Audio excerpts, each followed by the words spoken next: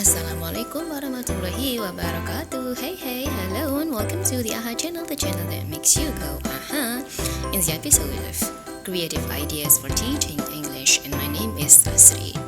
In the episode of Creative Ideas for Teaching, I usually share, and today that's what I'm going to do. I will share some ideas, three ideas on how to teach English so that it will be more fun, so that it will be more interesting, so it will be more creative. Okay? And I know this is still a pandemic time. I don't know when it will end, but hopefully it will soon end, and we can teach in a normal way and not an offline way, and we can apply that.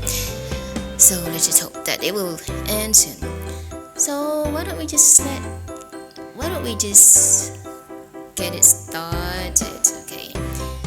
And the first idea is this one. The topic is vocabularies of shape, and the level is elementary, so it's perfect for children or for elementary school students. And here we go. Here are the steps for teaching vocabularies about it. Okay, and here is step number 1. Show some picture of shapes, tell the shape, and let them repeat to practice the pronunciation. We can do that in so many ways. One of them is that you can show some slideshow, and then on the slideshow you show the picture of shapes like rectangular or triangle or circular or round or anything, and then tell them what is that in English, what the shape is in English, and then tell them to repeat your words so that they know how to pronounce it. Okay, and then step number 2.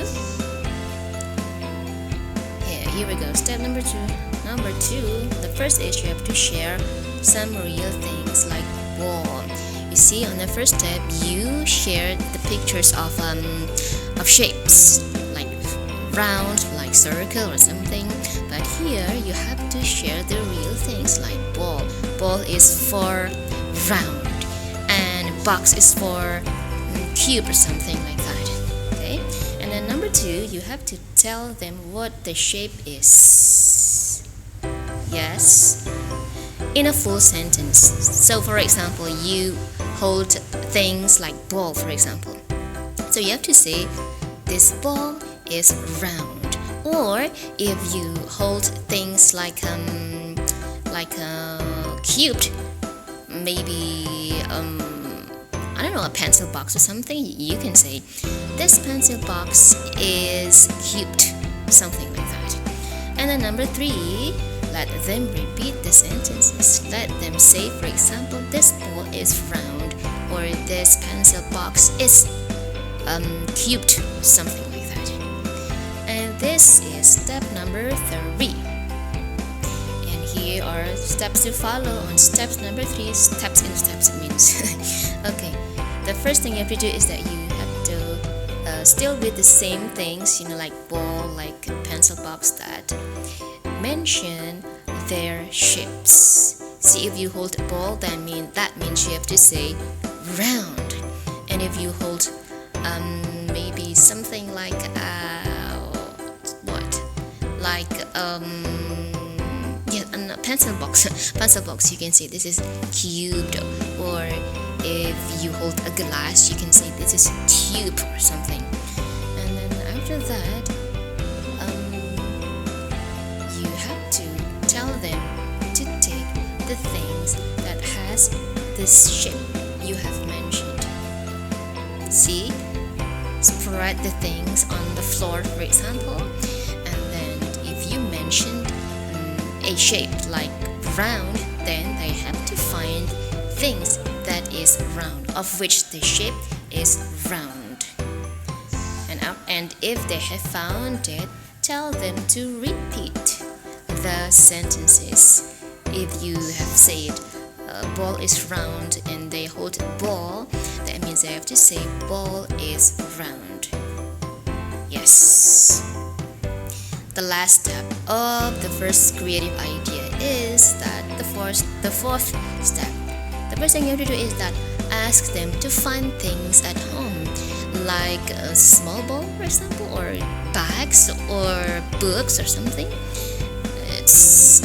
It depends on their on what they want. And the second step is that tell them to mention the shapes of those things. For example, if they hold a book, it means they have to mention they have to mention like a rectangular or something. Okay, and the third step is that you have to let them say the sentences to describe it. If, for example, they hold a book, then they have to say this book is rectangular or something like that. And I guess that's for tips number 1. Now let's go to tips number 2. Here we go. The topic is prepositions. So it's like in, on, at, between, something like that. And the level is, well, it can be for elementary level or it can be for intermediate level. And here are 3 steps, if I'm not mistaken. 3 steps to follow. First step is that you have to introduce the vocabularies of preposition like in, on, between, etc. If you have a whiteboard at home, this is pandemic time, so you cannot teach your children in the real class, so you can teach your children, or if you do a private tutoring, then it will work too. So if you have a whiteboard or something, or blackboard or something, write down the words in, on, and between, on the whiteboard. Or if you have your laptop on, you can show the slideshow that shows the words. Step number 1, and let's go to steps number 2. Step number 2, there are 3 things to follow. 1, show the pictures that describe the preposition. See, for example, you draw a picture like a ball that is on the table. Yes, do you have the description on that? I'm sure you have. And then the second thing you have to do is that you have to read the sentences that describe the prepositions. For example, if you draw a ball that is on the table, you have to say this ball is on the table. Okay, and the next thing you have to do, or the last thing, is that you have to let them repeat the sentence. After you say the ball is on the table, then they have to repeat the sentences. The ball is on the table, to make sure that they understand how to say it. Grammatical rules. Okay, and step number 3. Oh, there are only 2 steps. Okay. Oh, there is still one more step. Oh my god. Okay, step number 3, the last step, is that you have to prepare real things like ball and books or table or anything, and then you have to tell them to explain or to describe the position. So maybe you said a ball in the box, so they have to say the box is in the ball, is in the box or something like that. Okay, that is the last step, and I'm sure about that. Now let's go to idea number 3. The material or the topic is about adjective for nouns, not persons, and it's an antonymous. So maybe it's like you have to prepare words like big and small, short and long, tall and short, and something like that. Okay, and the level is perfect for elementary level, so it's for children or kids. And the first step you have to follow is that you have to introduce the vocabularies of adjectives. Pronounce it, let them repeat. If you have your whiteboard or blackboard, write down the vocabularies on it. If you don't, then you can use your laptop with the slideshow. Show them the words and tell them how to pronounce it, and let them repeat to make sure that they know how to read it, they know how to pronounce it. Okay, step number 2, there are how many things? 3 steps to follow. 1, show the pictures that describe the adjectives. See, I mean, this is antonyms, so you have to say, like, if you draw big thing, then you have to also draw small thing. Maybe you draw small ball and then a big ball. See? Yeah, so that they know the meaning without having to translate those words. And number 2 is that you have to read the sentences to describe about the things with the adjectives you have introduced. For example, you have introduced adjectives like short and long, and then you have these pictures of ruler, long ruler, and short ruler. Then you can say this ruler is short and this ruler is long, something like that. And the third one is that you have to let them repeat the sentences. So let them say the ruler is short and the ruler is long, something like that. Okay, step number 3, there are 2 things to follow. 1, let them find things at home, like ruler, like pencil, like whatever they want.